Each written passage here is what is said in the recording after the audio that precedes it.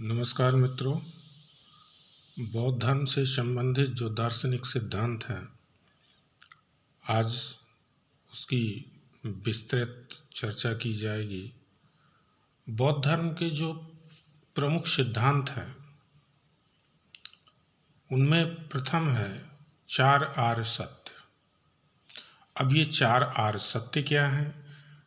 4 आर्य सत्यों में दुखों की व्याख्या को बड़ी विस्तृत रूप से किया गया है कि दुख आखिर क्या है, क्यों होता है और दुख से हम कैसे छुटकारा पा सकते हैं। तो जो पहला सिद्धांत है दुख का क्या है? सभ्यम। दुख का जो कारण है वो क्या है? सभ्यम। और दुख समुदाय क्या है? दुख जो होता है वो कैसे होता है? किसी न किसी कारण से होता है। दुख निरोध। और इस कारण को अगर हम समझ लें तो हमें क्या होगा? दुख से छुटकारा मिल जाएगा। और इस दुख से छुटकारा पाने के लिए बौद्ध धर्म में 8 अष्टांगिक मार्गों की चर्चा की गई है। और उन्हीं अष्टांगिक मार्गों को ही क्या कहते हैं? दुख निरोध गामिनी प्रतिपदा। दुख निरोध गामिनी प्रतिपदा।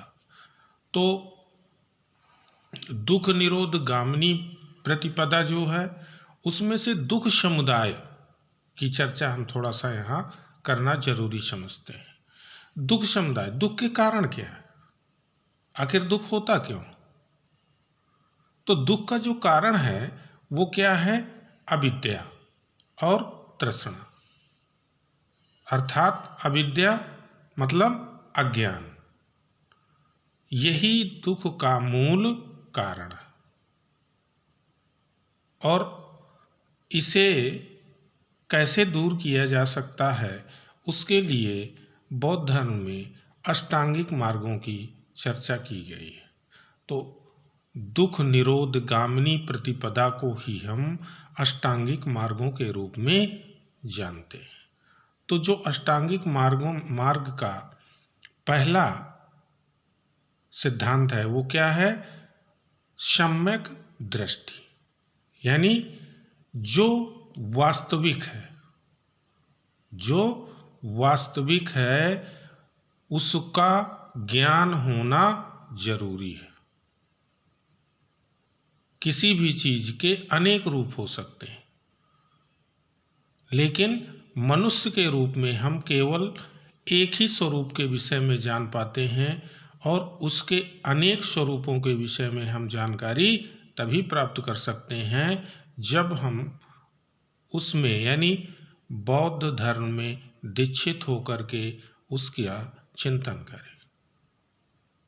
दूसरा है सम्यक संकल्प यानी हमारा वास्तविक संकल्प क्या है ये जानने की कोशिश करना चाहिए कि हमारा वास्तविक संकल्प आखिर है क्या चीज।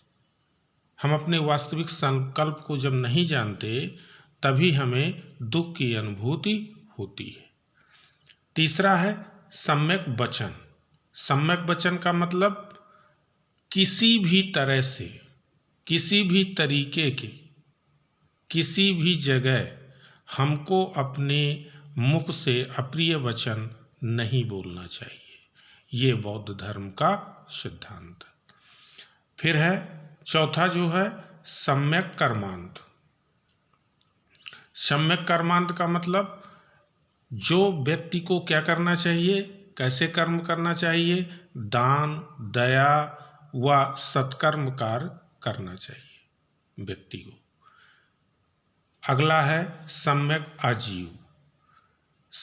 आजीव का मतलब क्या होता है? सदाचार के नियमों का पालन करना। जो सदाचार हैं उनके नियमों का पालन करना। अगला है सम्यक व्यायाम का मतलब विवेक युक्त कार्य करना।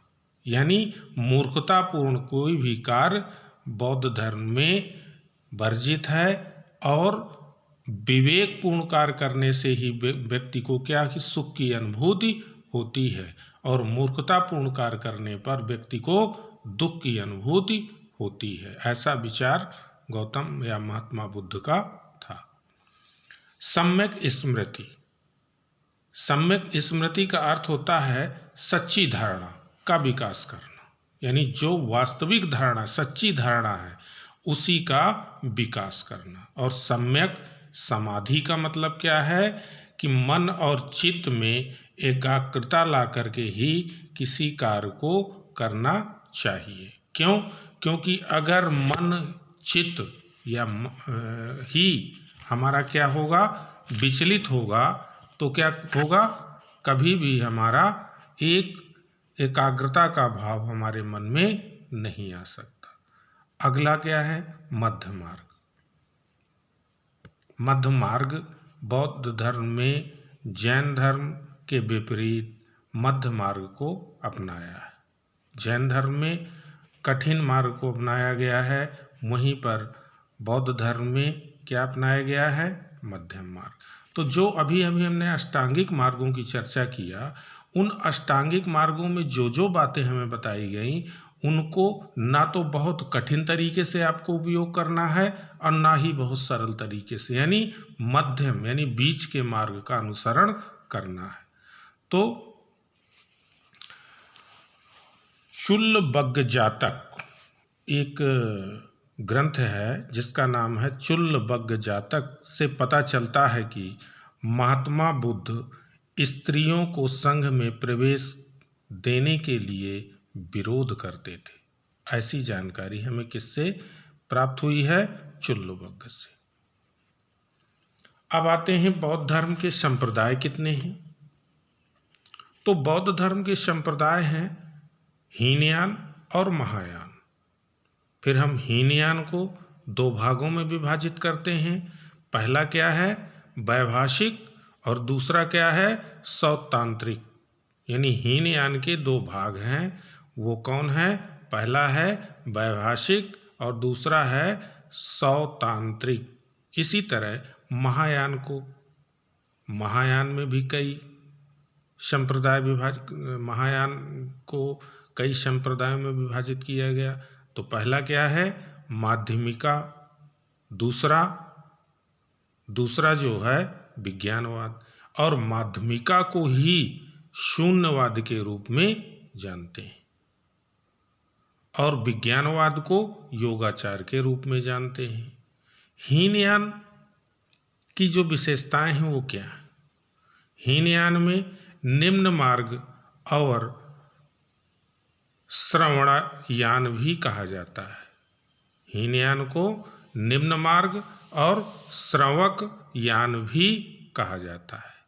बुद्ध को महापुरुष के रूप में मानता है, यानी हीनयान जो संप्रदाय है वो बुद्ध को किस रूप में मानता है, वो मानता है महापुरुष के रूप में, और बुद्ध की मूर्ति पूजा का विरोधी है। हीनयान क्या है, बुद्ध की मूर्ति पूजा का विरोधी है और ये अपरिवर्तनवादी है। ये बौद्ध धर्म में किसी प्रकार के भी परिवर्तन का विरोध करते हैं और आदर्शवादी है। इनका जो आदर्श है वो है अरहत। हीनयान का जो आदर्श है वो क्या है, अरहत। इसमें मांस खाना वर्जित है, यानी किसी प्रकार की हिंसा द्वारा मारे गए पशु का मांस खाना क्या है, वर्जित है। कोई तीर्थ नहीं माना जाता, यानी इस जो हीनयान को मानने वाले लोग हैं उनके लिए कोई तीर्थ स्थान नहीं है। यानी बौद्ध धर्म में हीनयानी जो हैं उनके लिए कोई तीर्थ स्थान नहीं है। उपदेश ये किस भाषा में उपदेश देते थे, पाली भाषा में। और इस संप्रदाय के लोग कहाँ कहाँ पाए जाते हैं, तो बर्मा में, बर्मा का मतलब म्यांमार, और थाईलैंड, श्रीलंका में पाए जाते हैं। यानी इनका जो विस्तार है, हीनयान जो विस्तार है वो कहाँ कहाँ है, म्यांमार, थाईलैंड और श्रीलंका में। इसी तरह महायान की क्या विशेषताएं हैं? ये उच्च मार्ग या बोधिसत्वयान के रूप में भी हम इसको जानते हैं। बुद्ध को देवता के रूप में पूजते हैं ये, और ये मूर्ति पूजक। ये कैसे हैं? ये मूर्ति पूजा, यानी बुद्ध की मूर्ति बनाकर उनकी पूजा करने का जो शुरुआत हुई वो कहाँ से हुई? महायान शाखा से हुई। और ये परिवर्तनवादी है, यानी समय के अनुसार ये बौद्ध धर्म में परिवर्तन चाहते हैं। आदर्श, इनका आदर्श क्या है? बोधिसत्व, यानी मोक्ष के बाद दूसरे की मोक्ष प्राप्ति की कामना करना या उसकी सहायता करना, और इसी तरह हीनयान में ऐसा नहीं है। वो स्वयं के मोक्ष की कल्पना करते हैं, ना कि दूसरे की। इसमें क्या है? मांस खाने पर प्रतिबंध नहीं था। लुम्बिनी, बोधगया, सारनाथ, कुशीनगर ये क्या थे? इनके तीर्थ स्थल थे। भाषा इनकी क्या थी? जो एक प्रमुख विशेषता है महायान की, वो क्या थी? इनकी भाषा क्या थी? संस्कृत। और ये जो वर्तमान में इनका जो विस्तार है महायान शाखा का, वो कहाँ कहाँ है? चीन, जापान, तिब्बत, कोरिया, इतने जगह महायान शाखा का विस्तार है। अब हम आते हैं हीनयान का जो विभाजन अन्य संप्रदायों में किया गया, उसमें पहला है वैभाषिक। और वैभाषिक जो है ये क्या है? विभाष शास्त्र ग्रंथ पर आधारित है। वैभाषिक संप्रदाय जो है ये विभाष शास्त्र ग्रंथ पर आधारित है। और इसका जन्म कहाँ हुआ? कश्मीर में। ये चित्त और बाह्य जगत की सत्ता को स्वीकार किया है। ये चित्त और बाह्य जगत की सत्ता को क्या करते हैं? स्वीकार करते हैं। लेकिन यह माना है कि बाह्य जगत का ज्ञान प्रत्यक्ष ही होता है, यानी ये भौतिक, कहीं ना कहीं ये क्या है? भौतिकवादी। इसके जो प्रवर्तक थे वो कौन थे? वसुमित्र और बुद्धदेव। इसी तरह हीनयान संप्रदाय का जो दूसरा संप्रदाय है वो कौन है? सौतांत्रिक संप्रदाय। और इसका जो आधार है वो क्या है? कौन सा ग्रंथ है? सुत्त पिटक।